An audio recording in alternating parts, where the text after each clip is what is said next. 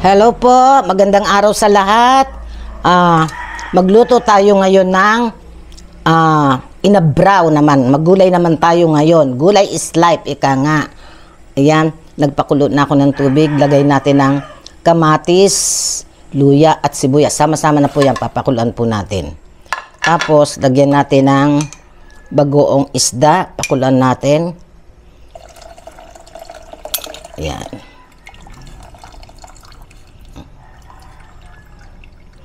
Bagong isda.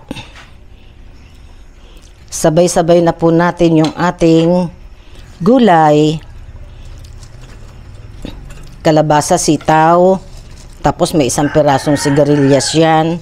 Napahalo. Ayan. Tapos, lagay natin yung talong. Ayan. Ginto pa rin ang presyo ng talong ngayon.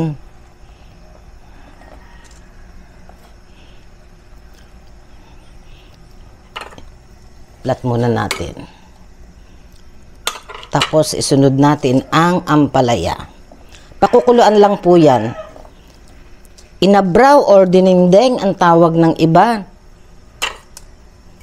Yan. Pakulo lang po natin yan. Yan, okay na. Lagyan natin ng konting MSG.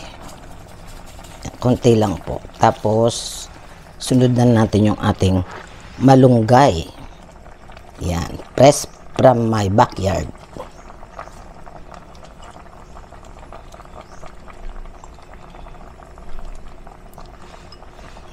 Yan.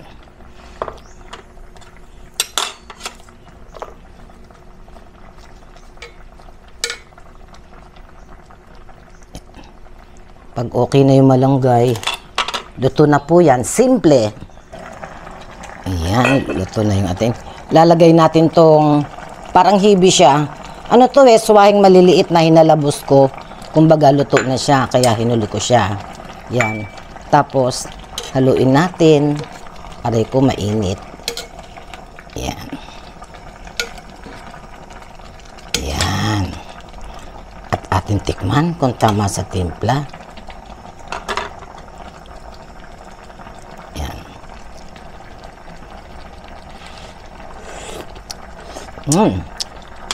Sarap. Yan. Tipid ulam, healthy pa. Ito na po yung ating niluto na inabraw or dinengdeng. Tawag ng iba. Mga Ilocano dish. Ngayon po, ang bango ng ang bango ng, alam nyo ba, kanina, habang pinapakuluan ko yung ating gulay, napakabangot gawa dun sa bagong isda na galing sa Bolinao, Pangasinan. Yan. May stock pa po ako nun.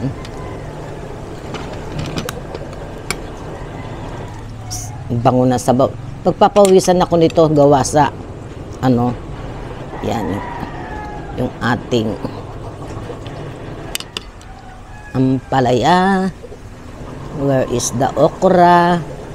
Hindi yata ako nakasandok ng okra. Itong hipon na nilagay ko, ano po to, napaka sariwa. Lulutuin ko sanang na nung tawag doon na nilasing. Yun. Nilasing na hipon. Nalabos ko na lang po siya, sabi ko, para may panlahok-lahok sa gulay. Tapos pwede ko rin naman siyang ulamin. Pag wala akong video, pwede ko siyang ulamin dahil inano ko siya, hinalabos, tapos nilagyan ko siya ng mantika. Ganun. Malinamnam siya. Sausaw ko sa sukang may anghang ng konti. Busog na po ako nun. Kain po tayo. Sarap.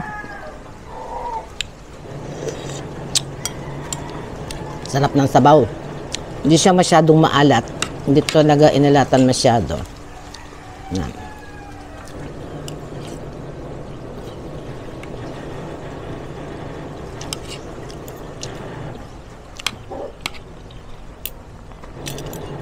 Mahal pa rin po yung ating,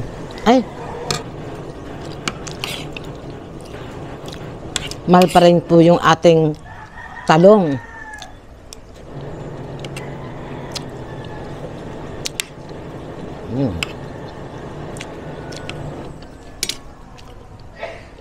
Ayun. Kala ko wala akong nalagay na okra. Ayan, no. Tapos may kalabasa tayo. May sitaw. Ayan.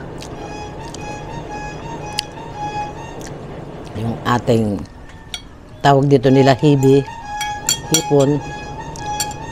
Na maliliit.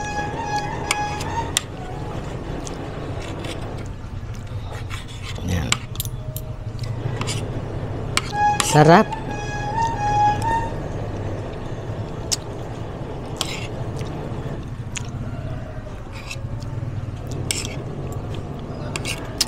Ayan, di po ba? Masustansya na yung ulam natin. Medyo maganda pa ang budget.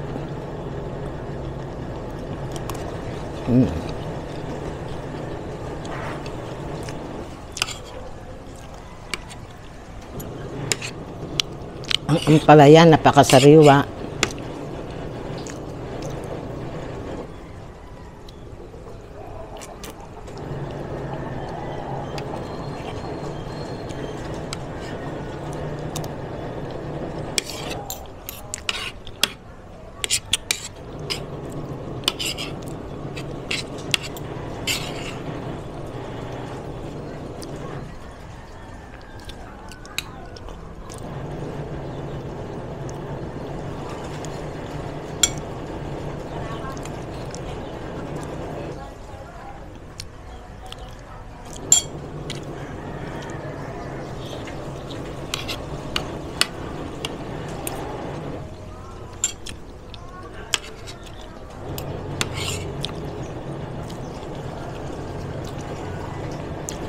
Kaya may naligaw na isang pirasong sigarilyas kasi, guys. Bumili ako ng isang, yung nakaripak na pampakpit, isang pack. Kasi, ang habol ko doon is sitaw. Napakamahal kasi ng sitaw. Eh, nakita ko may ilang piraso siyang sitaw. Fresh naman siya. Kaya napabili ako. Kaya may kalabasa pati.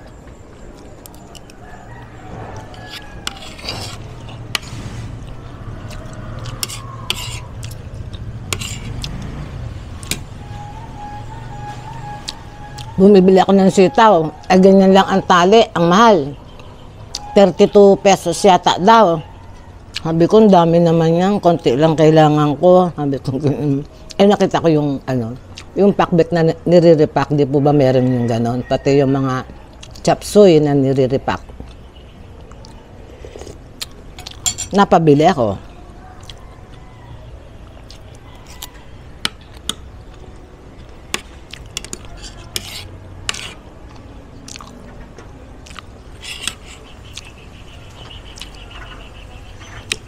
So, yung ating niluto ngayon is wala pang 100.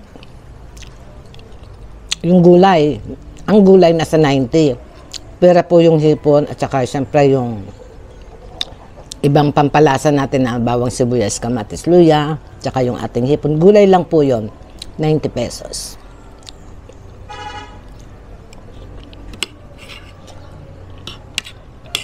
So, kung wala kang stock, bibindin mo lahat na nasa may dito 100, kulang-kulang 200. At least nakatipid tayo ngayon. Kaya maganda rin yung mga stock ka. Harap.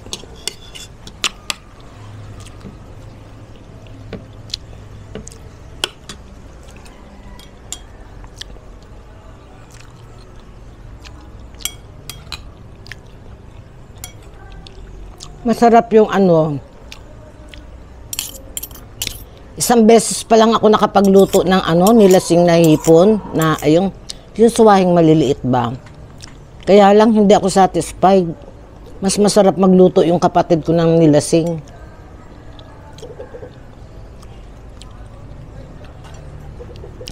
Ang sarap po nun. Papakin. Yung iba ginagawang pulutan. Minsan nga pupunta ako doon pag ako'y nakabili, ako'y patuturo kung paano. Although masarap naman pagkagawa ko, kaya lang iba yung gawa niya eh. Iba yung gawa niya. Iba yung gawa ng kapatid ko.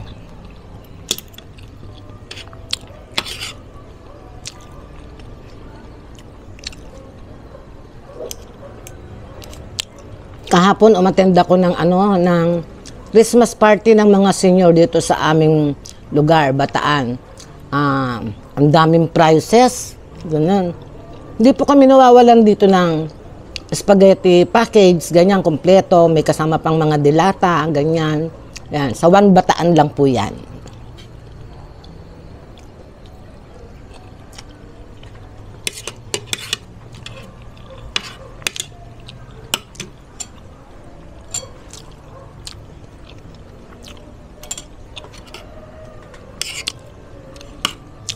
Hindi ako pinalad sa sa raffles na appliances. Tapos meron pang raffles na cash. Lowest 500. Sa dinami-dami ng binunon. Hindi ako buti pa ng isang taon nabunot ako. Noon mababa pa ang lowest 300 noon. Bawat barangay kasi. Sa sa kalahating araw,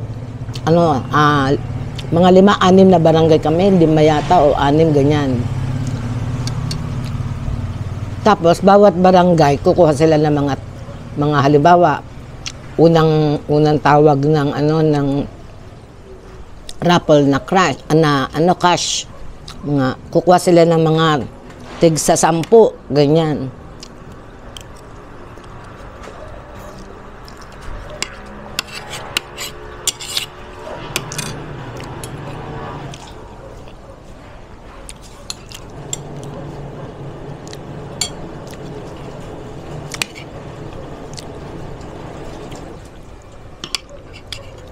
Shout out nga pala dun sa isa naming konsayala kay Pam Muli. Nag-enjoy ako sa kanya. Yung konsayala namin yon, may pagkakwela, yung ganun. Nakakaaliw siya. Tapos sila ng tig 1K. 1K, 500. Ilang 500 yun? Ang dami. Di man lang ako natawag.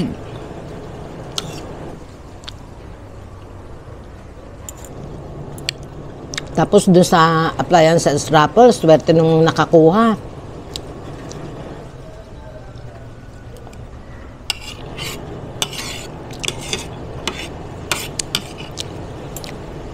Binubunot yung number.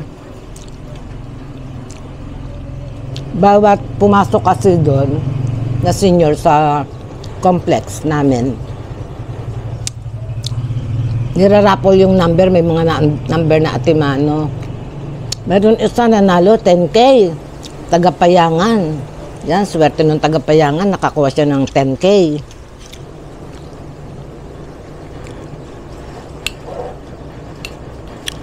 Dito sa barangay namin, tila may nakakuha, 4 yata, na tag 500 dito sa aming barangay. Napakadami naman po kasi namin. Kami yata ang pinakamarami dun eh. Pinakamaraming senior ang Pag-asa, napansin ko.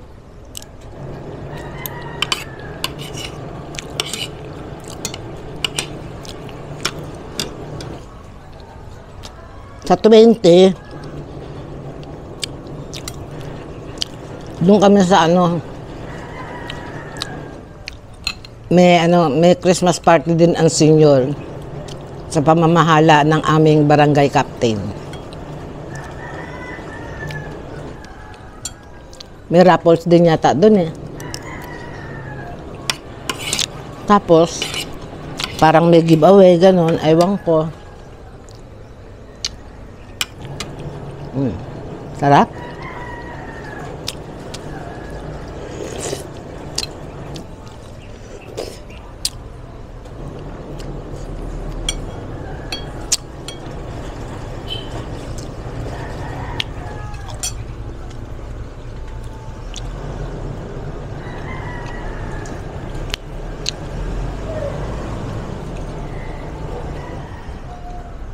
Busog agad ako.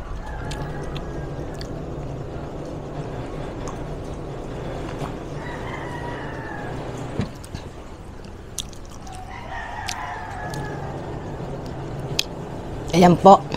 Maraming salamat po sa mga viewers. Ayan. Sa mga subscribers, maraming salamat po. Paki-like, comment, and share na lang po yung ating video. Ayan, maraming salamat po. God bless us all po. I love you all. Bye-bye.